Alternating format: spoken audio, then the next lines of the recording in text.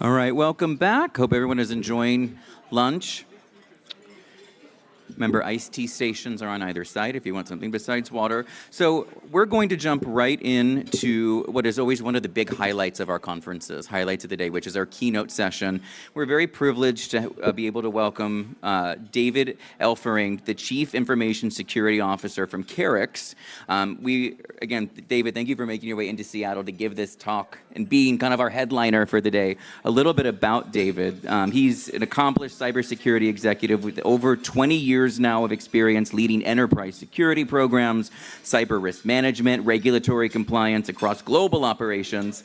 He currently serves as the Director of Cybersecurity at Carix and SSA Marine, driving strategy and resilience initiatives for one of the world's largest marine terminal operators and transportation service providers. Before joining Carix, David was Senior Vice President at Marsh's Emerging Risk Group, where he advised CISOs, executives, and boards at over 200 companies on aligning cybersecurity strategies with business risk. His work there emphasized pragmatic, my favorite word, pragmatic approaches to resilience, insurance optimization, and critical risk reduction. I'm just going to hand it over to you, David, for the next hour. We're, again, a big round of applause as David takes us through fundamentals, distressingly overlooked. Thank you, sir. Well, good afternoon, everybody. It was a few months ago, and they reached out and said, hey, would you like to keynote? I'm like, yeah, absolutely. And then about a month later, I'm like, what am I going to say to a room full of people in Seattle, right? Why would you listen to a guy who just moved here from Omaha, Nebraska, the flyover state? Omaha Steaks, hello. But just a quick plug, not a paid plug. So why would you listen to me? And you heard the bio. So there's some things, coming into this, I was looking for focus. I'm like, I've got 25 years in the industry. And so I started going, well, I'm going to give a 25-year retrospective of cybersecurity. And somebody said, no, that's probably not your best play. There's not enough coffee for that. And I want to call out and thank a couple of key people that gave me a lens to focus this. Steve Riley, who's a longtime participant in the Seattle security scene. Dan Burns, the founder of Optiv. Again, not a call out for Optiv, but just Dan Burns. And they, as I was discussing this with them, I sent a message to Steve Riley. I'm like, well, I don't know, here's all this stuff. And he's like, you know what? Fundamentals are distressingly overlooked. I'm like, whoa, stop right there. That's what I want to talk about. And so I come at this from 25 years of practice. I also come at this from a year at Marsh McLennan, and I'm giving away slide number 2 before I ever get off the title slide. And so I spent a year, I was a practitioner and had the opportunity to go to Marsh and be part of their emerging risk group. And one of the things that they asked us to do, kind of like, well, if you don't mind doing this, you can actually read everybody's cybersecurity applications, those surveys that you take. They're like, we say it's a short survey. Yeah, it's short, 132 questions short. Or so, plus or minus. And you can read those, and then we want you to coach them on the fundamental controls. I'm like, how often do you want me to do it? They're like, how often you want to do it? I'm like, I will do as many of these as you got customers. I will do this all day, every day. And I kind of did for about a year, which is a whole nother story, before I came to Seattle. And I learned some things, and some of it affirmed the things that I already thought, right? If you go into gathering data, and you gather enough data, it'll confirm the suspicions you already had, right? We want data to confirm the conclusions. But I learned some of what I thought was true, some of what I thought I was a bit off the mark. But what I really experienced in talking to 200 different security teams, from everything from crypto companies to beverage companies to online casinos, is there were recurring themes. And it was like Groundhog Day, in that I kept seeing this thing and I kept hearing the same thing. So what you're going to get from me today is not going to be science. It's going to be a little bit qualitative, which, coming from a reformed addict to quantitative risk management, is saying something. But the best things that I saw were the recurring focus on fundamentals. And that's what really refined this talk for me as I thought about what would I say from 25 years of practice and a year of surveying intensely companies from the spectrum of the economy, is that the best programs I saw, it was independent of the spend, the budget. I saw tons of money flying out the door in some companies. I went, wow, that's a pie fight from breakfast to dinner right there. And I saw people that it was a pie fight, but they were very focused on what they did. And they had some clarity around what they did. And so this is the benefit of talking about that 25 years of practice, as well as seeing things from the inside from 200 different companies. And there's a chance I talked with some of the people in this room, actually, you may not remember. But this brings us to the point of we are here. We are here today, and we're like, how did we get here? Right? Everybody's phone is blowing up. You're getting emails from your SOC provider, from XDR, MDR, EDR. All the R's are covered. And I learned a few new ones today. ADR, I'm like, oh, I hadn't heard that one before. So there's new ones. And from all of these things that occur, where is the clarity? Where is the delivery? And we've added these things. We've pulled together a federation of various tools and systems. And I've been witness to this. I've been part of feeding that machinery. I've purchased a lot of stuff. It's a lot of fun. There's a dating period where you go out to dinner with all the reps and you get cool stuff and you have dinner, you get a steak, you get a glass of wine. But as we do all of this, are we adding clarity? We have all these complex tools. We have alert fatigue. We have the busyness. Everybody comes into work and they're like, I'm so busy, I'm not sure. I'm just answering my emails. I'm just triaging my way through the day. And I will assert that what we really have, it's not really alert fatigue, it's mission fatigue. What are we really doing? What's our end result? How are we delivering value? And I'm going to bring up that cool buzzword, alignment. I'm going to save some of the other buzzwords for later because I don't want to break them all out at once. But when I say alignment, I mean our performance. How are we aligned with our companies? And from a security perspective, I had a long history of doing things independent of the business. Funny story, the first time I went to the CEO and said, hey, I need X number of $1,000 for vulnerability management. And he's like, why? I'm like, look at this report. See all this red stuff in here? He's like, what's red mean? I'm like, red is bad. Red's really bad. Red's scary. He's like, how scary? I'm like, super scary. He's like, oh, well, you put it that way. But what he asked me was the question of, okay, we're not already doing this today. What have I lost because I'm not already doing this? I'm like, I don't know. I have no idea. And the answer was, I worked at a trucking company, and it was a good friend of mine, Dr. Blaine Burnham, who said, you went to the CEO of a trucking company, you couldn't tell him how patching vulnerabilities related to his capacity to deliver truckloads. You lost before you ever walked in. And we do that, and that's something that we've done. And so alert fatigue, mission fatigue, I think there's no shortage of effort. Everybody's working hard. Our teams are working hard. My team is working hard right now, although I heard they're taking a break and watching this online. So, hi, team. Welcome. So, we're drowning. Oh, I just went way too far. My apologies. Apparently, I'm not certified to do this. All right. Apologies for any dizziness. So, how did we get here? What happened? Are we in a cyberpunk dystopia? I saw this meme. Oop, you're not able to see that. Oh, there we go. Making sure I'm on the right slide. Not PowerPoint certified. What happened? I learned a new word when I got here, and that was accreted. I'm like, ooh, that sounds icky. It's worse than that. It's how we built programs. We accreted. It's an amalgamation. From a dental perspective, an amalgam buildup is when the dentist starts layering metal over a tooth until he has a tooth. And we've done that with security. We have accreted security. Going back to 1996, there was about 100 or so vendors. Most of you probably have more emails from vendors in your mailbox right now than that, right? So go forward 10 years. 10 years isn't that long. And we saw an almost epic jump from, hey, we're happy to have firewalls. We're debating firewalls. We're like, do we get proxy-based firewalls or deep packet inspection firewalls? That was our religious war in 1997. Go forward 10 years. We see a jump in the complexity. We started buying more stuff. We started seeing more business problems. the evidence of business problems, although we might not have looked at it as business problems. We said, well, poor business people, they don't really know what they're doing. They're clicking on stuff and they're doing this and they're sending, spreadsheets full of social security numbers and they just don't understand. Might have been true. You know what was also true? We didn't understand. So we started buying stuff to solve the superficial problems.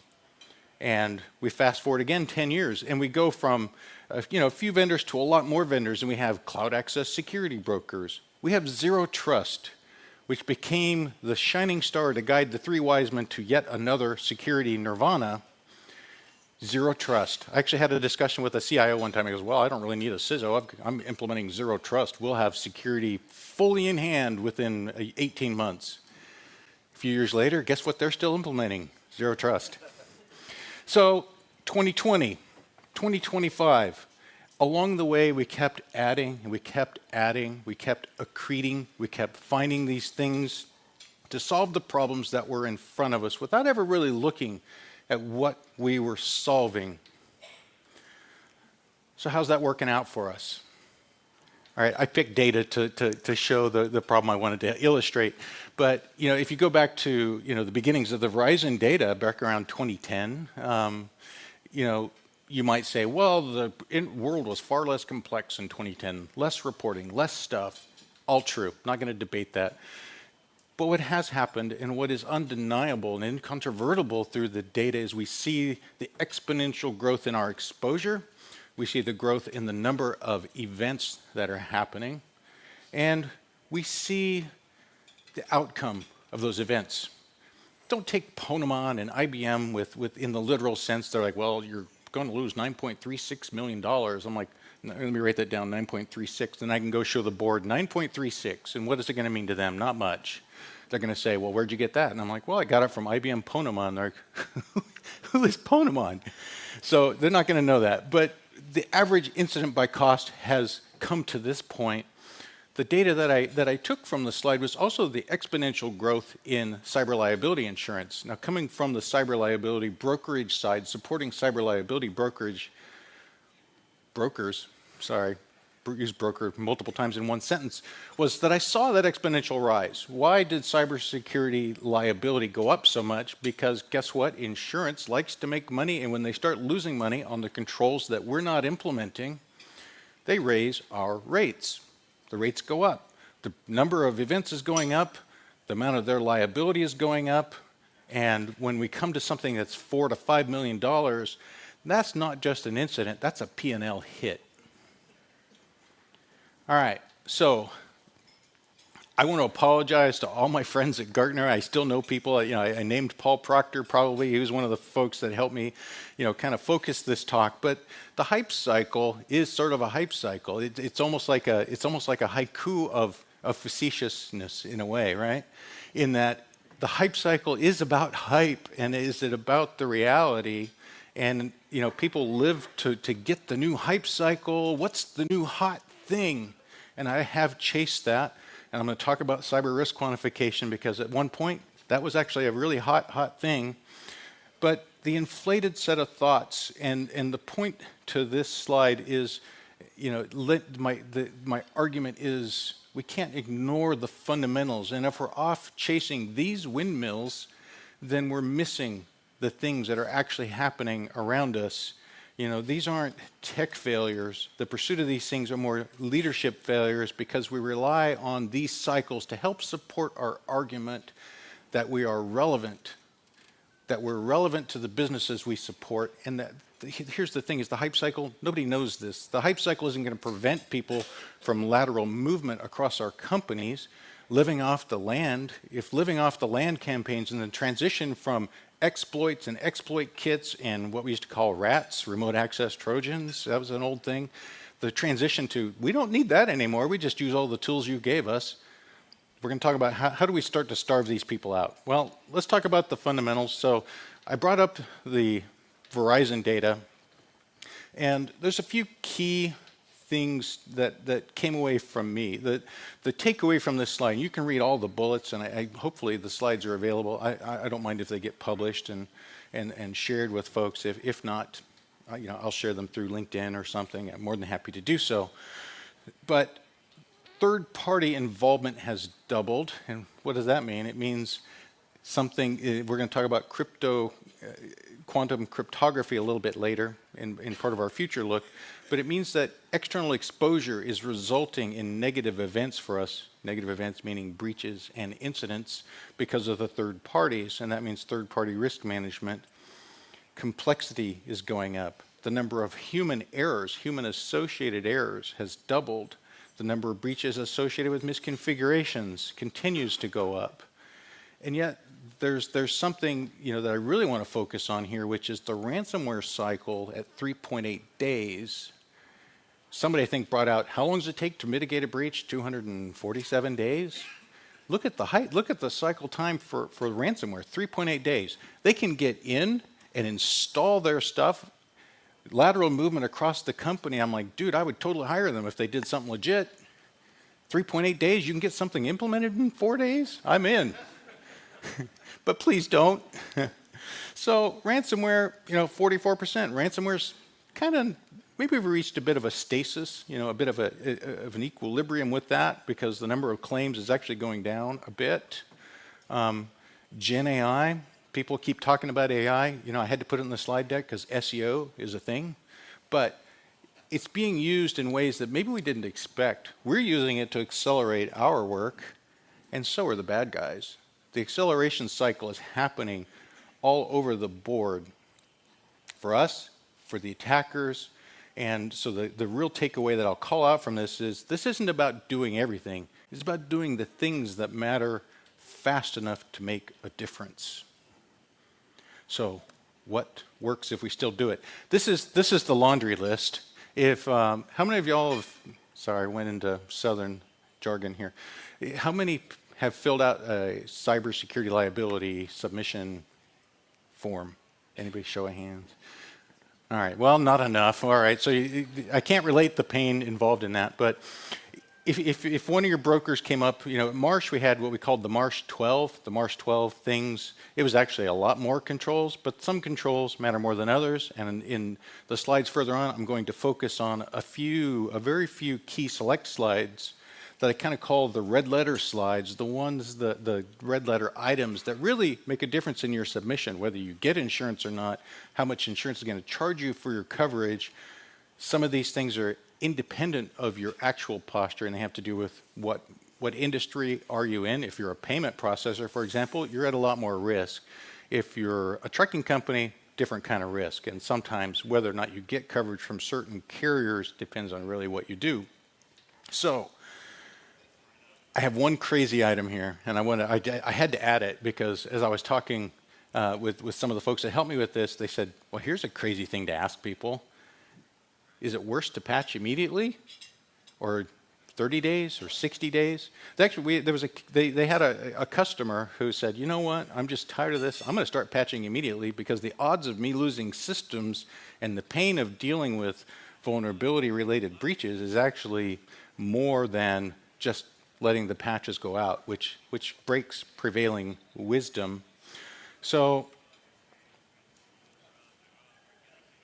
let's keep moving on because I want to talk a little bit. I'm gonna auger in here a little bit on quantitative risk assessment.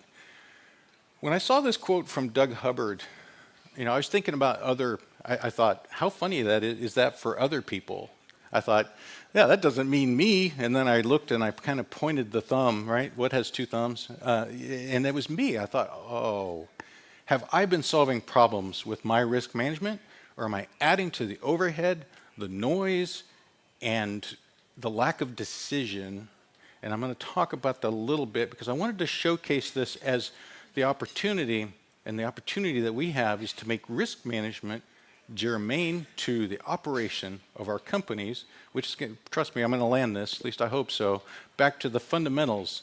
So there's a little bit of quantitative fatigue. Around 2016, 2017, quantitative risk management was one of the hot things, and it was just ramping up like crazy. It was taking off like an F-14 from a ship, right? It was just the afterburners are on, and we are going to solve problems frankly, I didn't see that I was probably repeating the CIO's mistake of thinking that zero trust was going to solve all of his problems. But I thought, if I can put risk into business terms, I will have found the Rosetta Stone to unlock risk management, make it meaningful to the business.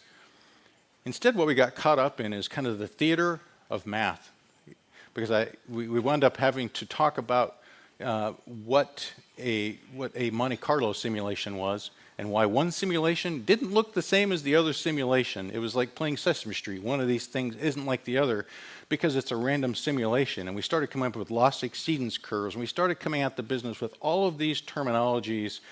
And like Gartner said 4 years ago, they're like, well, that's helpful, but it's not really helping me make any decisions. So what we instead generated was passive risk retention. And I'll get to passive risk, and I'll jump in on that in a little bit. But what we did is what I would call the illusion of precision. We are precisely honing in on things that people said, I don't know, what do you want me to do about it? You know, there's some wins in there, there's some losses. And the bottom line is, it's complex. We took a lot of time to try and implement it, and the outcome wasn't necessarily actionable, even if what we did was considered helpful. And I am FAIR certified because I find that approach really, and the language behind it, super helpful to talk about risk.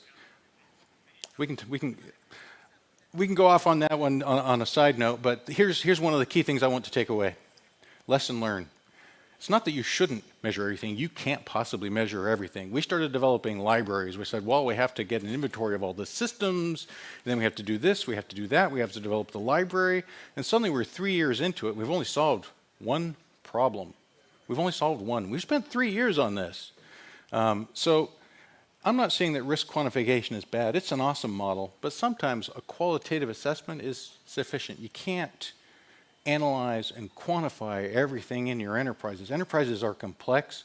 By the time you get to the end of that, you're probably exhausted, and you've probably gone back to the mission fatigue of, wait a minute, we're here, but where did we start from, and where was it we were trying to go? But man, we were super busy for a while. I was going to call this, I had another title for it, but the bottom line is decisions actually do make themselves.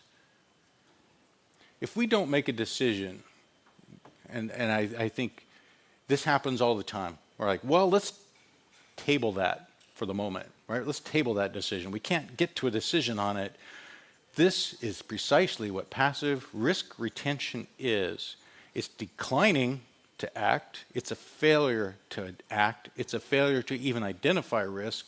And this goes back to one of the premise of the talk, which is that if we're not identifying actual risk, if we're not managing risks that are germane, using that twice, my apologies, but that matter to the company, to the operation of the company, then we're adding to the risk.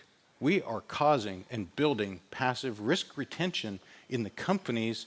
We're actually poisoning the very ecosystem that we are meant to help and that we're meant to safeguard. We're doing the opposite of safeguarding. We're adding layers of noise to the organization. So some of you might recognize this is actually a lyric from the song "Free Will" by the rock group Rush. So you can Google that one. It's one of my favorite songs. So not that you came here to learn about my favorite music, but passive risk retention is a thing, and I'm going to spend just a little bit more time, and then we're going to get to the core concepts of what are those fundamentals and how do we get there. Passive risk retention quite often is the difference between where we tell people we are, what is a board deck, and where we really are. I'm not saying people don't tell the truth on board decks, but you always try to be optimistic, because if you put something negative on there, the first time I did a report to the board, the CFO said, "You've got a red item on the slide." And I'm like, "Well, yeah, it's red, it's bad." And he's like, "You can't show that to the board." I'm like, "What do you mean I can't show that to the board? I want to tell the truth." He goes, "If you show a red item on there, the rest of the meeting is going to go right off the rails, and you're going to get barbecued." I'm like, "Well, I like barbecue. Kansas City is just down the road." So it's the difference between where we think or say we are and where we really are, and the difference in between is passive risk. And I'm going to use a non-cyber example here, which is Silicon Valley Bank. A lot of us have kind of forgotten about it. I remembered it because this slide is actually 2 years old, and I had it from the last time I did this talk. But Silicon Valley Bank actually did not have a chief risk officer. There were some key items that they, not having a risk officer, failed to identify and act on, which was the impact of interest rates on their operations, and they failed. They failed their customers. They failed the fabric of the economy. They just flat out failed, and it was called out by Michael Barr from the Fed, who said that their risk management wasn't even attached to reality, wasn't aligned with reality. And there goes that word alignment again. The other word we're going to pick on later, the other buzzword is going to be synergy. Let's bring up synergy. All right, know the business or you're guessing. This is actually, I created this slide from scratch, actually. You wouldn't know it, but I think it took me about 3 weeks to put this model together because there was a book about business canvas. If you've ever seen it, it was about business models, and I was thinking about business models and how do I relate security to the business model of the company. And weirdly enough, after 3 weeks, I came up with this, and you're thinking, wow, how do we hire this guy? That's awesome. You got arrows. It looks like a kraken coming out of the ocean. But it's all about proportionality.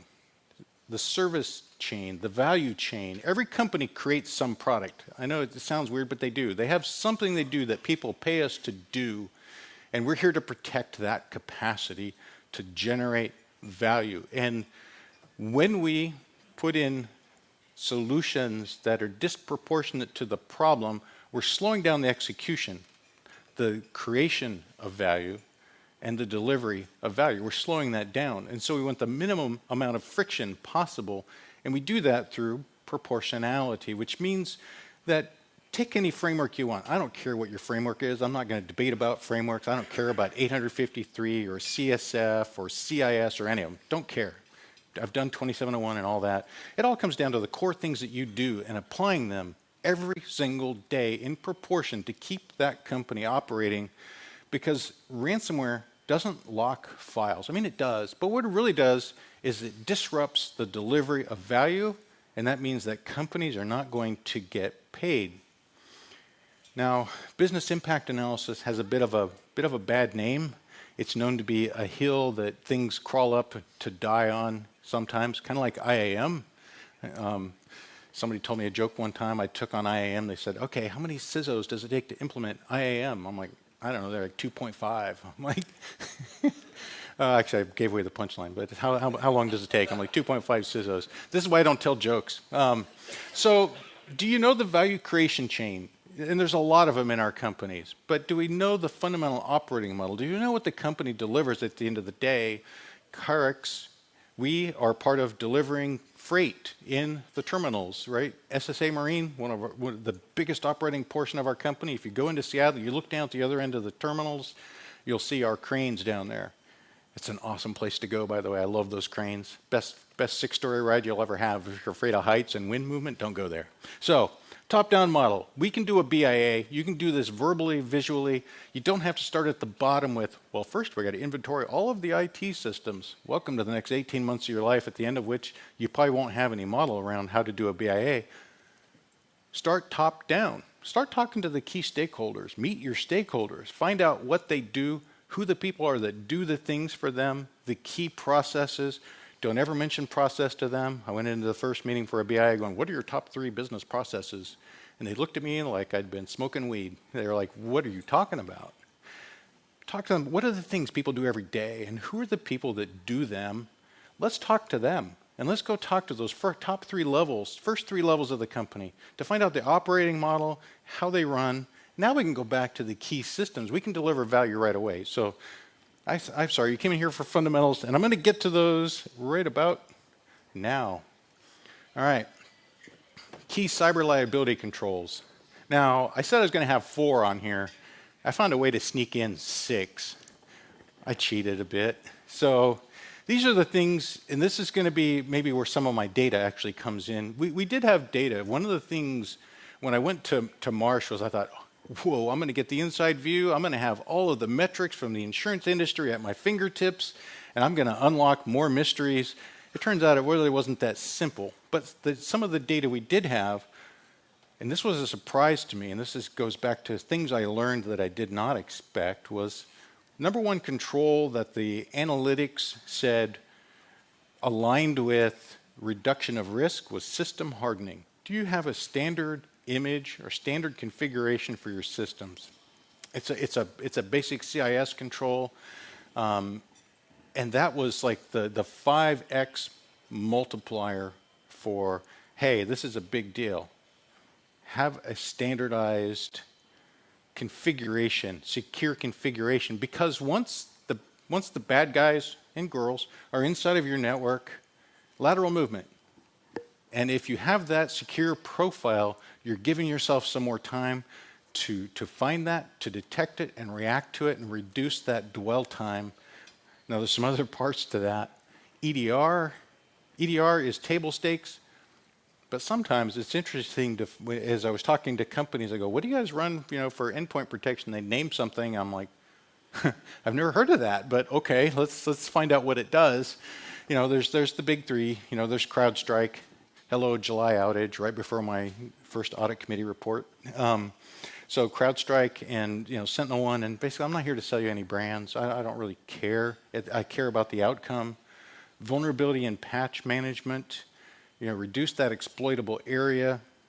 Timely patching. So when you talk to insurance carriers, they're going to say, for 0 days, do you have a protocol to patch out a band? They might not say it quite that way, but that's what they're asking is, in the event of a really critical, remotely exploitable vulnerability, can you expedite it and get it into production in like 72 hours, 48 hours, far less than 5 days? Because think about that 3.8 days for deployment of ransomware from, hey, we got into 3.8 days later, they're fully inculcated into your systems. They're operating as you and living off the land is happening. So patching and vulnerability management.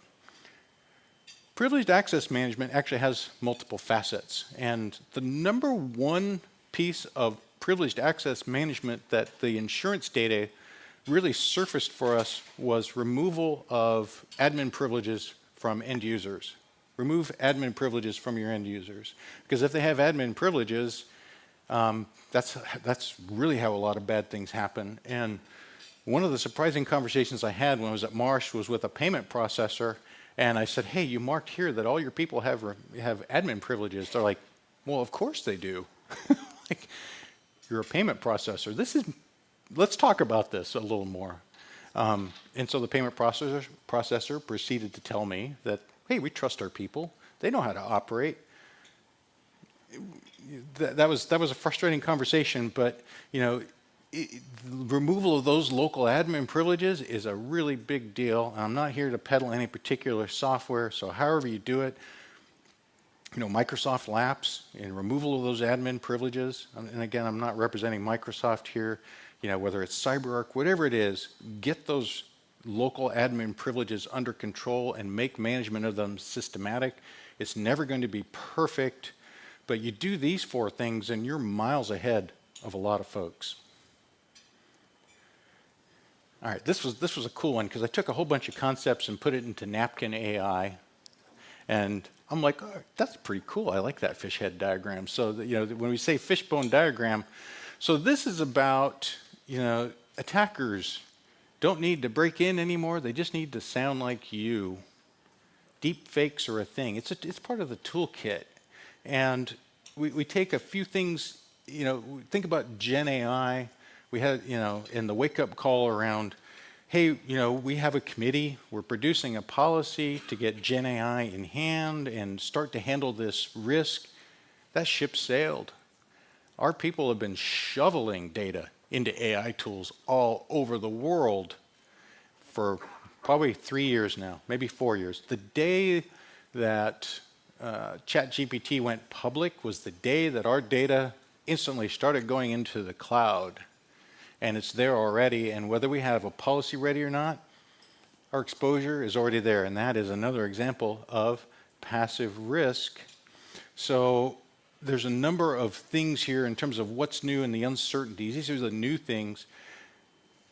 I'm going to land this back to those fundamentals around awareness, policy, governance, these core things that we need to do, and we need to do them well, because none of these things, even MFA fatigue, one of the fundamentals that the insurers ask you about is, hey, do you train your people? Do you have awareness training for people? Now, the next question they don't ask it is it actual exercise, or is it just a checkbox because, hey, we got know before, we're going to automate it, and when people join, we run this automated training through? Or are we actually training people based on their roles, based on their importance? Are we identifying the VIPs? Are we working with our finance teams? HR gets picked on a lot. We need to deliver this in a way that, again, is relevant, because if we don't, the way that they learn it is going to be through a series of unfortunate events. Good book. So we need to keep up with it. There's things that are coming. Today's sexy threats. I had to have something in here about AI again and deepfakes because, again, SEO is a thing. But I had this really interesting moment a few years ago. I had a security team in India and in China, and I was interviewing somebody, a remote candidate. And I like to be interactive. You might not have picked up on it, but I can be a little random. And so they were talking, I'm like, wait a minute. And and the person stopped, their mouth stopped moving, but the answer kept coming. That was my first encounter with I don't know if it was a deep fake. The person was really there, but they were using a service so that they could answer all of my questions.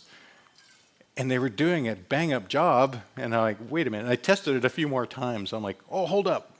I'm going to explore that answer a little more. And sure enough, it happened like 3 out of 3 times. I'm like, whoa, hard pass. I want to harp here a little bit on living off the land. And this one just drives me crazy.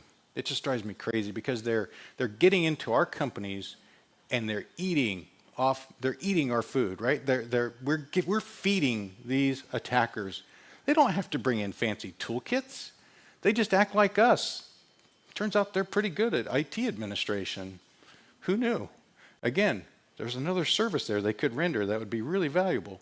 But living off the land, we gave them the tools to rob us. They're stealing from us with our own tools. They're using, our own systems. One of the stories that drove me crazy was a company. I can't name names, but CrowdStrike was used to attack this company because they didn't have correct security over the roles to log into CrowdStrike. And so CrowdStrike became a weapon, not the one that went off last July. Sorry, too soon. So here's one of the things that we did, for my current program. We have all these things. We have all these gaps and we know about, and we're doing all these things. And one of the first things we did, aside from adding 24/7 monitoring, was we hired a security awareness analyst. We hired a full-time awareness professional. And we didn't go into the IT ranks to do it. We went to, this was a pretty cool candidate. They were a college admissions person, and they knew how to deal with multiple people and talk with people. I'm like, all right, you're in. This is perfect. So our awareness of the landscape, the threat landscape, as we like to say, and are we teaching people these things? Are we ourselves aware of it? Because fake job interviews are a thing, and now it's become a full, we see the stories about North Korean folks working remote, becoming part of our remote workforce. These are things, and these are things that are on our horizon. And so let's talk about future proofing. I know we talked about the past. I went back to 1996, but right now I want to focus a little bit on crypto, on quantum cryptography, and on quantum computing, because I see this on the horizon and it worries me a lot. And I know I've been talking about fundamentals, but this is fundamental data protection and thinking about the third parties that we have. We've entrusted people. We're giving, the Snowflake use case came up. What is Snowflake doing with our data? How is Snowflake protecting our data? And if you've read a SOC 2, you know that somewhere in all of the legalese is the entity level controls where they go, oh, by the way, this is your risk. We do this, you have to do this. So SOC 2 Type 2 isn't, it's great, but it's not everything. Quantum cryptography, the data that people are stealing today may represent a large payout for them in the future as quantum computing comes along, and all of the data we encrypted. When I started, when I started taking the initial training to get a CISSP, and they're like, "How many rounds of encryption are included in triple DES?" I'm like, "I don't care." Not the right answer. If you're taking the test, don't answer that one. So this is a vector, and so some of the things that we've done in the past may come to haunt us in the future. I think we do need to be looking into, how our key vendors, whether it's ADP or whomever they are, how are they working to protect our data? Because the quantum computing piece is coming. It's not the next scary monster. It's just another thing to be aware of that's on our horizon view. Leveraging AI. I think every tool that we talk to today has an AI integration, but is it really helping us? And so going back to those fundamental controls around detection, response, vulnerability management, analysis of logs, the MDR, I'm not sure if that's even the correct current vernacular for the managed detection and response, our external SOC services, and AI, and how they're using that as part of the playbooks to speed up their detection, speed up the response, because 3.8 days, the folks that get in are looking to deploy ransomware in less than 4 days. That doesn't give us a whole lot of time. I'm going to talk about that time a little bit more, but access to sensitive data. If you've done a Gen AI internal rollout, Copilot, for example, and you start testing, and suddenly we're like, hey, I know how much Bob in accounting makes. Because you can ask it. You go ask it, because somebody has a spreadsheet published with company-wide access, and in that company-wide access, it turns out it was, the access was for the whole company, because when they shared it, they didn't specify who the audience was. Go look at that. Go look at that data exposure, and suddenly you got a whole new picture of things inside the company and processes that maybe you didn't know about. So, what can we do today? Upskilling our teams. This is a place of dramatic underinvestment, because in the 200 companies that I talked to, I don't think there was any call out on the budget around the training for the teams. And this can go back to, are you funding tabletops even? Are you funding meaningful tabletops? Not the one where you sit in a room and everybody throws, paper wads at one another, or that kind of thing. And at the end of the day, we go, and we're done with that. Let's move on and go back to our daily show. It's real exercises that have an outcome that results in findings, that results in improvements in how we deliver that incident response. I'm going to harp on the 3.8 days again, because according to Gen AI, I do tangents a lot. So, upskill the teams. Build policies before things get rolled out. We're way behind the curve on Gen AI. Do we even have policies? Are the policies readable by human beings? Can they read the policy and know what we expect of them?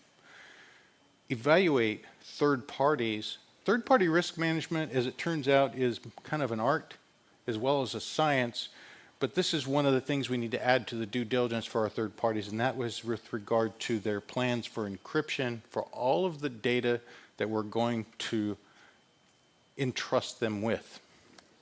All right. All of this is not magic. Magic starts with fundamentals. It starts with doing these things that make security, if not look easy, make it consistent. Do our teams know what matters? Are the things that we're doing helping people in the business? Are we able to express how we deliver assurance, right? Assurance to operate. Are we clarifying for people why a control might be necessary? Are we able to have that discussion, or are we just throwing bait over the side and chumming, hoping that we catch something good? When something smells off, when something doesn't look right, does the business know who to call? Do they know how to get a hold of the help desk? This is fundamental. Incident response starts with that weird call. It can't be that they remembered there's some guy named Tony in IT, and I talked to Tony. I'm going to call Tony and see if this is normal or not. Call the service desk. Do you have a service desk? Is that response training rolled out to our service desk? Do people know how to call the security team and get first, second, third level support, because that speed matters? Now, I don't know, I won't apologize for it, but I said, when all hell breaks loose, will the muscle memory be there? And this is the part where we do things again and again, and this is why we do consistent routine exercises, tabletops, meaningful tabletop exercises that really test people, and we develop the muscle memory to do things consistently at a level that matters. We have to deliver this at a level that matters, and in a way that makes a difference in whether things are up, things are down, whether lateral movement occurs, or whether we stop it before that 3.8-day timer goes off. It's about clarity and judgment and people trusting us, the security team, with the operation of the company. Last slide. I promise there is one last slide, but this is the last slide. So 5 things. I was at a Gartner conference once, and it said, hey, put a number on the slide and tell people the things. But legit, ownership. Passive risk is about the lack of ownership, the lack of identification, taking responsibility for the security outcomes. And that means not just us, the security people, because if we allow that risk to slide and we allow them to say, well, we'll address that next year, we've accumulated risk. Who's owning that? My security manager asks all the time, he goes, well, a decision was made. Who owns that risk? And at first I was like, oh, come on, man. But he's right. If we make a decision to delay something, somebody owns that. That ownership has to be clear. The other thing has to be clear is that people understand when we're in the middle of the fight, who's making the decision? Are they authorized to make a decision? Can they follow that playbook? Can they shut off operations? Can they contain? Do they have that authority? Can they go ahead and act? Are we prioritizing what matters? Do we know the business model? Do we know that if we have an event over here in this system, I know it's visual, and for the folks online, I'll wave bigger, that this matters. An event here is critical. Maybe it's your ERP system. Do we know the components of the ERP system? We don't have to know all the details, but there's a repository here that matters, and we need to know that an event here takes priority. Speed and agility, the clarity that comes with the focus also means that we're able to act quickly, and we have to enable people for the judgment to act. And that brings us back to the fundamentals, and that's how execution is done, is through all of the daily grind. It's not through, the really big dollar products and things. They have to fulfill our purpose. We can't just go and buy them and think we've solved a problem. The problem has to be solved through our knowledge of our business, through the knowledge of our operations, through enabling and teaching our people how these things work, and giving them the judgment and the clarity to act. All right, I'm going to leave you with one pithy saying here, and this is actually from a book. I didn't Gen AI this. This is a book I actually read, and it's about, we want to make a difference in the world. If I think about when somebody writes a book, what do I value about the book? It's that they took the time to write down their thoughts. I'm a huge reader of, I know it's going to sound weird, but Dostoevsky, so I know we shouldn't say we read Russian authors, but it's the sharing of thoughts as a means to an end, and that's what I hope I was able to share a little bit of with you today. Thank you.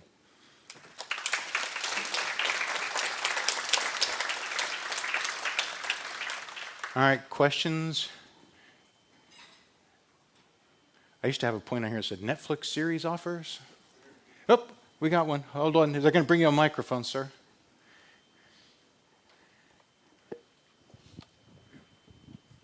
I was hoping you could expand a little bit on, well, first of all, thank you very much for a very, very good and insightful presentation.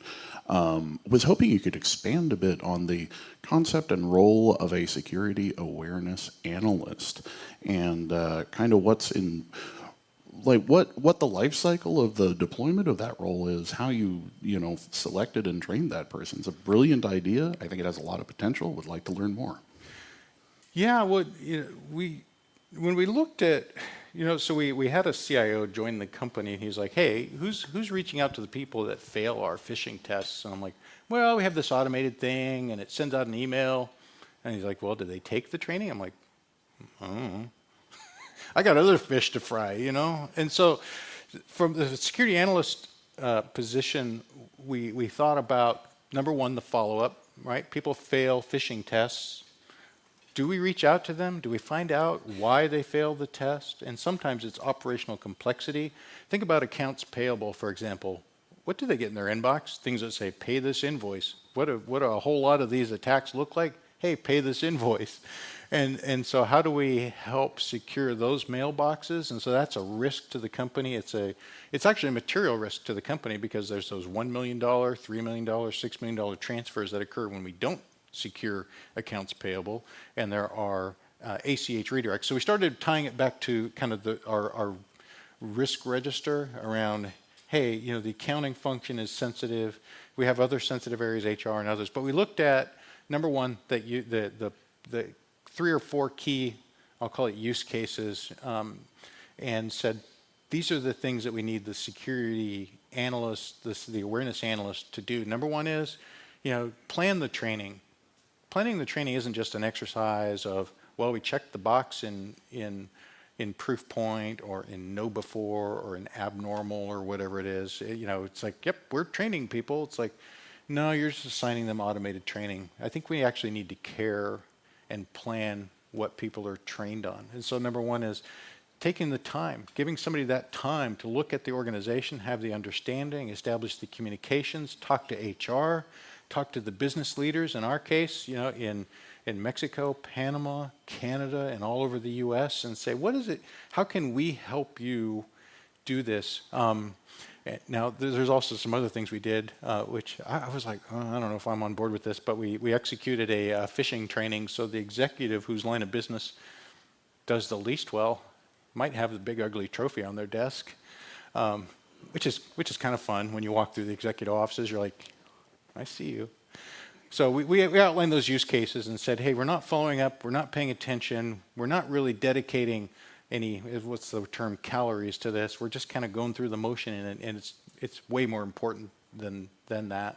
And then we started developing the customized training for our business functions and lines of business, and putting our customized training up into the LMS system, and so that the training they got was relevant to them instead of, here are 3 things to know about phishing, that kind of thing.